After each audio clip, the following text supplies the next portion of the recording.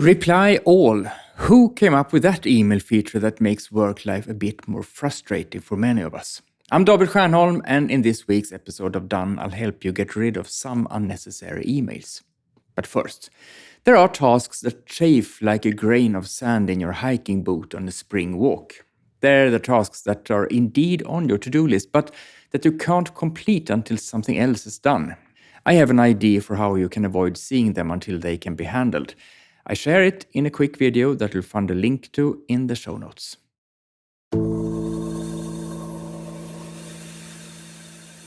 Once again, the participants nodded in recognition when, halfway through the lecture, I described how the vast majority of people I talked to about structure experience the inflow of emails, chats, and other messages as so large that they fall behind and can't keep up. Yes, one of the participants exclaimed, and all those reply all emails. Do you really have to send those? No, some reply all emails we could have avoided both sending and receiving. For example, those that are replies to an email a colleague sent to many people at once to get answers from everyone. What do we want for lunch at the kickoff? Meat, fish, or vegan? Such an email is followed by a long string of replies from the other recipients where we learn what they prefer. Is one email to everyone who should respond really the best format for asking the question? I don't think so. I understand that not everyone enjoys filling in forms as much as I do, but it's often smoother to use a simple form. It won't eliminate all reply all emails, but some of them, and that's good enough. Do this. The next time you need answers from many people and are about to email them all in a single message asking them to reply, consider creating a form instead.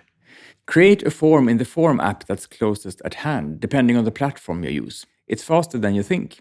Try Microsoft Forms if you work in Microsoft 365, or Google Forms if you're in Google Workspace. If you want more freedom to design the form to your liking, use Typeform, which I often use, or the very popular Canva.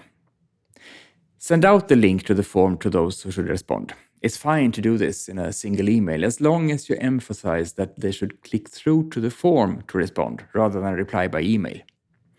If you want to make handling responses easier for yourself, let the form response be the start of an automated flow in Power Automate or Zapier so that compiling responses, confirming with the respondent, and other tasks are handled without you lifting a finger.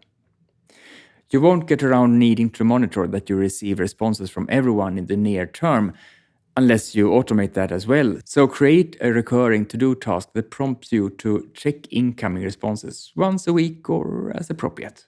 Because if you collect responses from many people using forms instead of sending emails that invite reply all, you'll be your colleague's savior in email overload. The already stressful, fast-flowing stream of emails becomes slightly weaker and easier to manage. They'll be grateful to you. You also give yourself opportunities to automate part of the work, which is harder when responses arrive in varying free text formats. And that's simplifying.